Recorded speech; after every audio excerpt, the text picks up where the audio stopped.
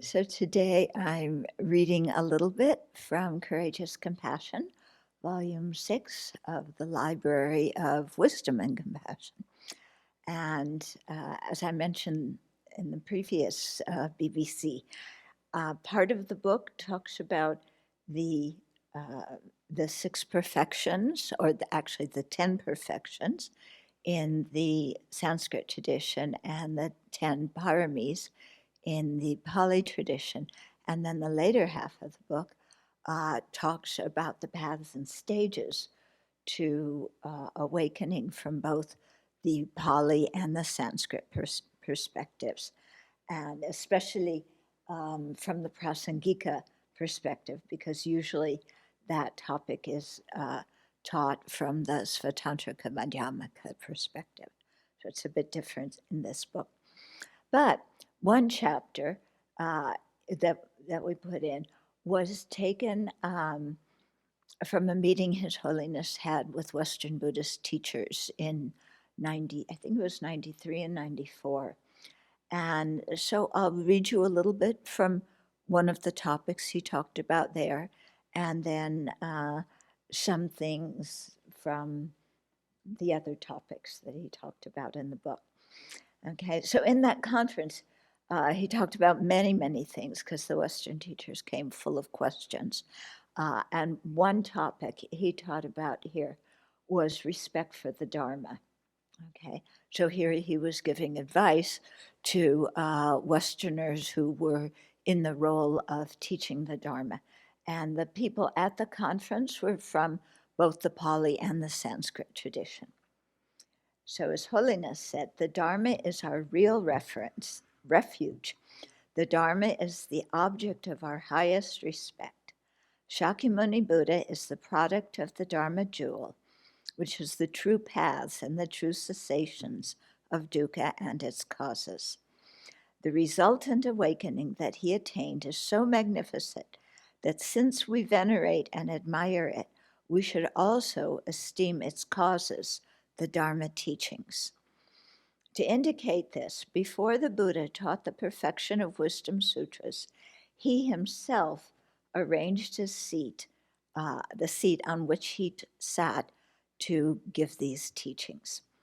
Similarly, to show the respect for the path to liberation, when 500 arhats gathered after the Buddha's parinirvana at the first council to recite the teachings they had heard the Buddha give, they stacked their saffron upper robes, their chogus, to make a throne on which the reciter would sit.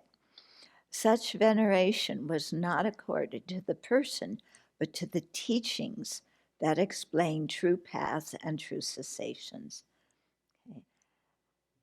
Similarly, nowadays, a teacher sitting on a throne or a high seat to teach indicates that the teachings he or she gives is worthy of admiration and reverence. To signify the preciousness of the Dharma teachings and to prevent arrogance before sitting on the Dharma seat, the teacher makes 3 prostrations to the seat, as well as to the lineage of teachers and to the Dharma teachings. So on the seat, you imagine the whole lineage, and you bow to them, and then when you sit down, you imagine they absorb into you, okay? Inspiring your mind. While sitting down, the teacher recites a verse from the Diamond Sutra to recall the transient and empty nature of phenomena. So we know this verse: a star, a visual aberration, a flame of a lamp, an illusion, a drop of dew, or a bubble, a dream, a flash of lightning, a cloud, see conditioned things as such. Recalling the insubstantial nature of the world helps the teacher to sustain a pure motivation for teaching, one that is not defiled by worldly concerns, such as the wish to receive offerings, praise, reputation, or a large and devoted following. The danger of arrogance arising when one sits on a high seat is real. In Tibet, some lamas succumb to what I call the high throne syndrome, competing to see who has the highest throne and thus the highest Lama. To counteract this, the fifth Dalai Lama stipulated that the thrones of the Lamas and the audience should all be exactly the same height. However, some clever attendants of one Lama managed to slip a slate under the cushion of their teacher's throne.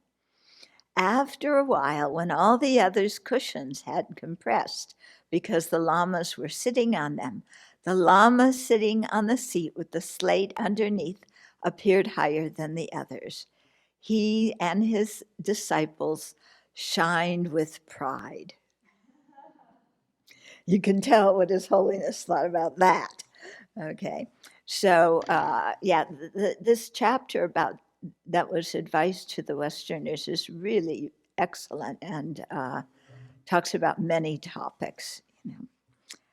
Okay, then I wanted to read about Angulimala.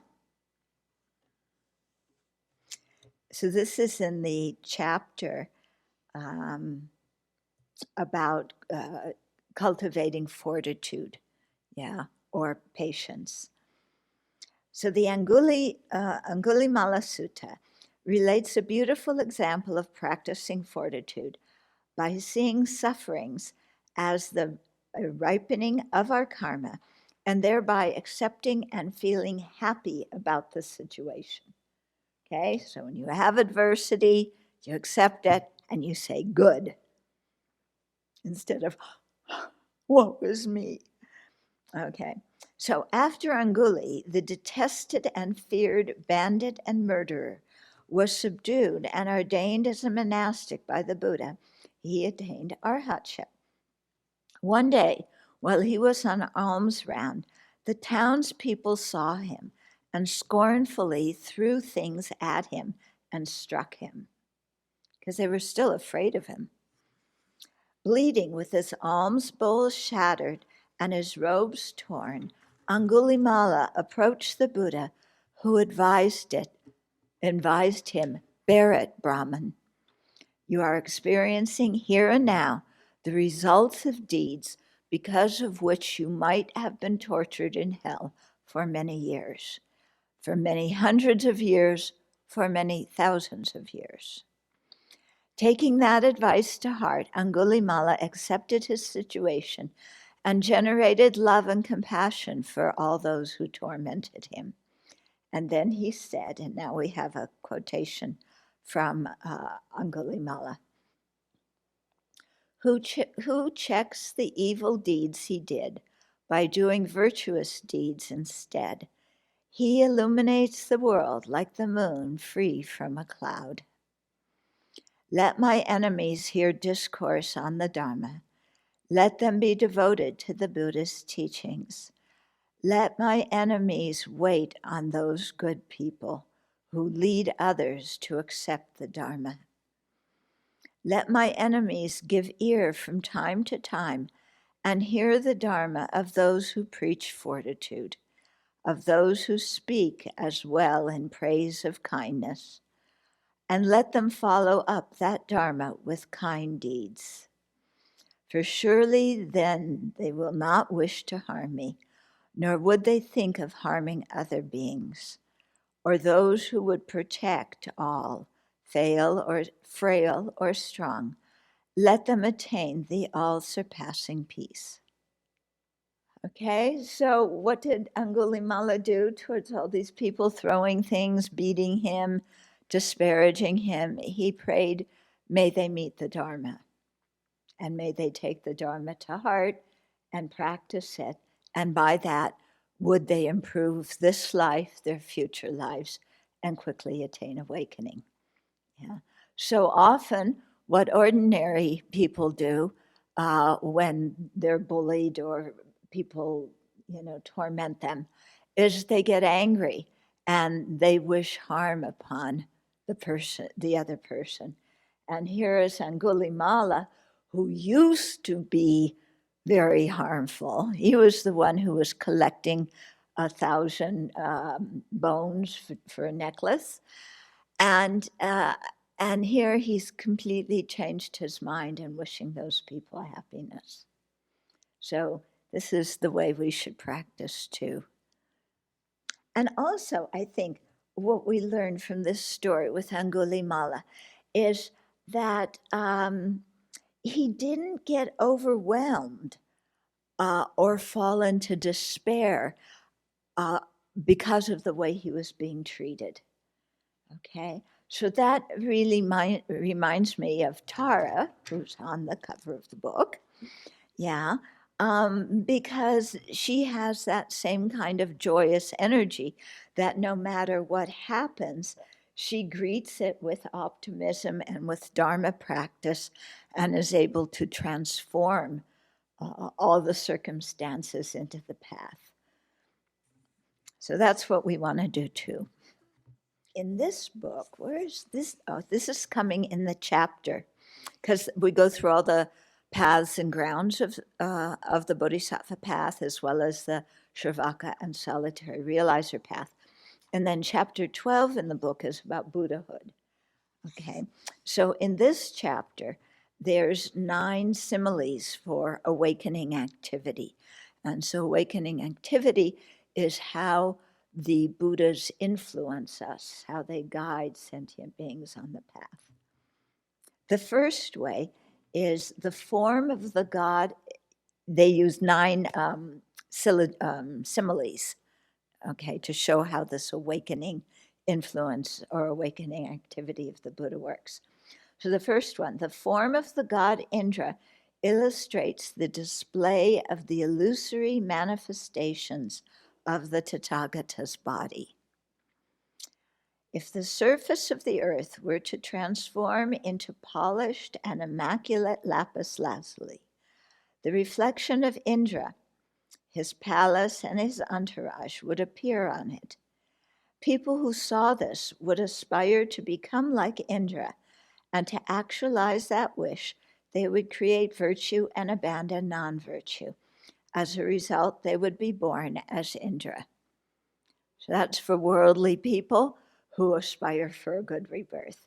You know, you want to be famous and wealthy and have people bow down and praise you, so you want to be born as Indra. Okay? So although these people do not understand that they are perceiving only the reflection of Indra, not Indra himself, still the reflection, which is without intention, has a positive effect on them and aids them in attaining a higher rebirth. Okay, so they're not seeing real Indra, they're seeing a reflection of Indra, but the reflection is insubstantial, it's false, but it still serves to inspire them to become like Indra. Similarly, due to the firm powers of faith, effort, mindfulness, samadhi, and wisdom, Arya Bodhisattvas, whose minds are pure and polished like lapis lazuli, can see in their minds the appearance of the Buddha with 32 signs and 80 marks. Although the Buddha didn't think, I'm going to benefit sentient beings in this world, and although the Buddha did not move from the stillness of the Dharmakaya, he emanates countless illusion-like forms that appear to the minds of those who have created the causes to perceive them. So this is an analogy to how Indra appears. This is how the image of the Buddha appears to people who have created the cause for this. Okay. When the supreme emanation body of the Buddha appears in the world, people are not aware that this is an appearance of his pristine wisdom. They may even cling to his body, mistakenly thinking it is made of atoms. These appearances of the Buddha are the Buddha. It would be a mistake to say they are not. It would also be mistaken to think that they are made of coarse material. Nevertheless, all those who see them receive enormous benefit. Relying on beholding his form, all Mahayana followers are inspired to practice well and will come to generate bodhicitta and see their inner dharmakaya with their own pristine wisdom. Okay, so you see the analogy here between the reflection of Indra in the lapis lazuli, and for somebody whose mind is pure and polished, like lapis lazuli, the reflection of the Buddha in their mind when they have visions of the Buddha. So, although we do not think that this is the appearance of our own mind, it is a dependent arising, relying on both the Buddha's and our merit. So it's not just the Buddha saying, okay, I'm going to go appear to somebody. Okay. And yeah, it's a dependent arising, something from the Buddha, something from us, our merit. Like the appearance of Indra reflected in the lapis lazuli ground, these appearances of the Buddha reflected in the ground of our virtuous mind should not be viewed as either existent or non-existent. Okay? That is, they are neither truly existent nor totally non-existent. Okay? So if there's a vision of the Buddha doesn't truly exist. He isn't totally non-existent. Nevertheless, these appearances function to inspire us to become Buddhas, and as a result, bodhicitta grows in our mind. We then engage in studying, thinking, and meditating on the Dharma, and in practicing the Bodhisattva's compassionate deeds. Following the Mahayana path, we will realize the clear light, the true nature of the mind, and through this, we will attain the ultimate result we long for, the truth body of a fully awakened Buddha. So the Buddha does not leave the state of the Dharmakaya to radiate out his appearance.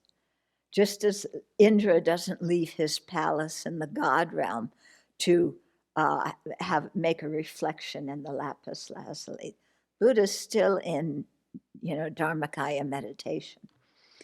It happens naturally, effortlessly, like a reflection appears without having an intention. Yeah, the Buddha's enlightened influence happens without any intention or motivation on his part. That doesn't mean that practicing the path he didn't have a motivation or intention.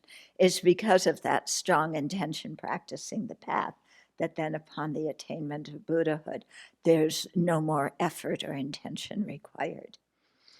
So that the Buddha's reflection happens naturally when all the causes and conditions come together. From the Buddhist side, his completion of all the abandonments and realizations of a Buddha give him the ability to benefit others effortlessly. From our side, our faith, merit, bodhicitta, meditation, and practice of the 6 perfections make us receptive vessels. When Arya Bodhisattvas, who have created all these causes, see the enjoyment body in their pure minds, it becomes a cause contributing to their attainment of full awakening.